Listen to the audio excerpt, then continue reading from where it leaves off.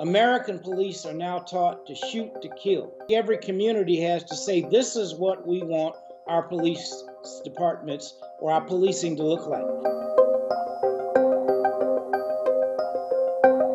I think police departments have to go a long way, or there will be more and more demands for dismantling, and not just dismantling, but dissolving and creating a whole new force of different types of people, which is, unfortunately, that's a long process. That's not going to happen overnight, but that is something that can be called for and could happen in various departments where we see extreme cases of abuse. And I think defunding is one level of conversation. I think there are some cities like Minneapolis that believes that police department has to be abolished and started over. Something else has to happen. But I don't think that there's one, it's not a cookie cutter approach that one thing fits all. I think there have to be some standards, some significant standards, but I think every community has to say, this is what we want our police departments or our policing to look like. And this is how we want to work with the community to create that. But there definitely has to be some areas, whether it is chokehold, not the chokehold not being used, whether it is teaching more de-escalation techniques instead of escalation.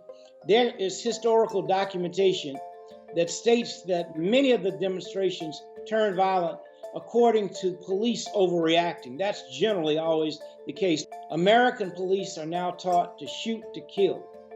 That is where the problem, part of the problem is. We used to apprehend suspects in the past, and many years ago, and they were not killed unless there was fire going on back and forth between one who was being apprehended and the police.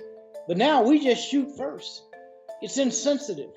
It's inhumane. When it feels like and looks like that is beyond unreasonable, then some other action should be taken, not just firing someone. I think that's a good first step, but I think you got to go a little further.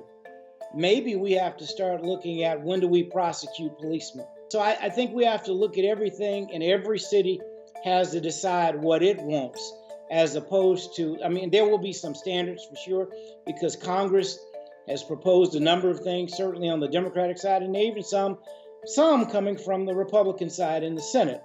And I think they're going to have to be, as I say, some dramatic changes for people to be satisfied. There are some communities that really totally have in their judgments the most wonderful policing that they could have. I can't name them, but I imagine there are some. And that's why I'm saying that every community needs to be engaged in this process to determine what it is and what it becomes. And certainly we need to look at how we allocate funding, I think, overall, for sure. My wife and I, Andrea, have a 12-year-old daughter, Yolanda Renee. She told us that when she plays outside, we've been social distancing, and she'll go outside in our backyard often, but sometimes in our front.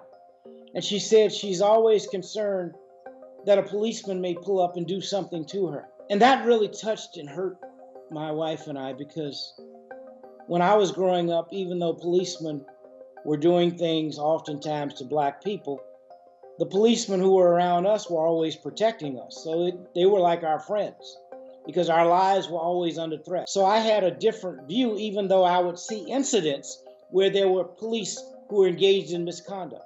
So I understood that it's not all police, and I still believe that. But there are elements of policing that are terrible and have to be changed now. And so it really bothered me that our daughter, at this point, is concerned that she may not be safe if a law enforcement person approaches her.